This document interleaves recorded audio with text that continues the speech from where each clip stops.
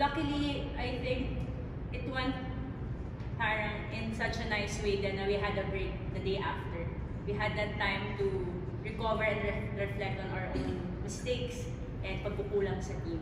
And, you know, and in volleyball kasi laging sinasabi sa amin din ng mga coaches, kahit sinong coaches, pag nagkamali ka ng isa, kailangan mo mag-move forward kasi yun din yung magdadala sa'yo, mag-bring down.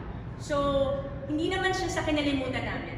Talagang dinala namin yung sakit para makapag-improve kami talaga sa training. And luckily din, yung mga coaches namin talagang pupupukin talaga kami. So, yun yung maganda sa team namin. And knowing them, sabi ko nga sa interview ko last time, sobrang quiet namin sa dugout, pero alam namin sa isa't isa, pinala namin yung isa't isa na grabe na yung tumatugtog sa isip namin, sa players, sa coaches, para ma-improve at makorek namin yung mistakes. So, siguro, hindi, hanggang ngayon, syempre, dala-dala namin. Kung hindi namin yun dadalhin, medyo wala kaming natutunan. So, ano lang, motivation namin yan in this conference.